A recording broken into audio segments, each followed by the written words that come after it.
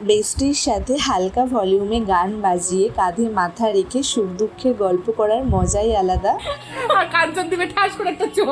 তবে আজ শুধু গল্পই হবে না, আজ হবে খুব ভালোভাবে পেট পুজো। আমাদের আবদারে বান্ধবী আমাদের রান্না করে খাওয়াবে চিকেন চাপ। আমি ততক্ষণ নাদিমের সাথে একটু খেলাধুলা করি। নাদিম কিন্তু আমাকে খুব ভালোবাসে, বাড়ি চলে গেলেই মিমি মিমি করে ভিডিও কল করে। দেখো এখানে প্রায় সব চিকেনই ভাজা হয়ে গেছে, বাট আমার বান্ধবীটা গরমে খুব খাটাখাটনি করছে, তাই আমি একটু ওকে হেল্প করে দিচ্ছি আর কি। বাট আমি রান্নায় একেবারেই পারদর্শী নই, কোনো রকম টুকটাক পারি। দেখানোর জন্য জাস্ট ক্যামেরা।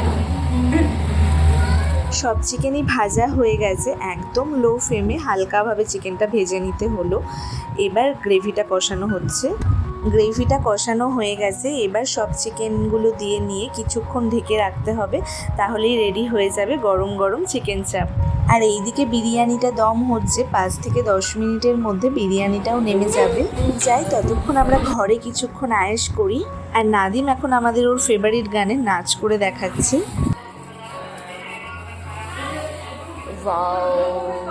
আর 1 মিনিটও ওয়েট করতে পারছি না, আমরা সব পাতা পেরে বসে পড়েছি। যে রাঁধুনি সেই এখন আমাদের সার্ভ করে দেবে।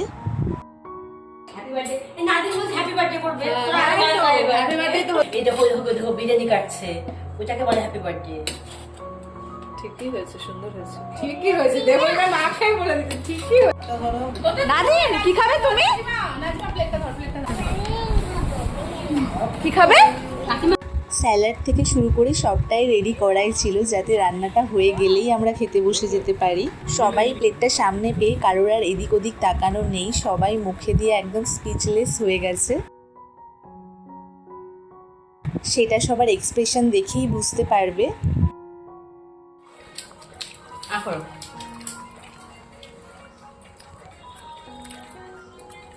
দারুণ দারুণ, কোনো কথাই হবে না। এইটা হলো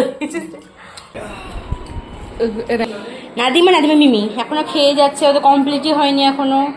রাইসটা খুব তাড়াতাড়ি শেষ করে ফেললেও মাংসগুলো আমি আর খেয়ে উঠতে পারছি না। তো চলো আজকের মতো এতটুকুই, টাটা।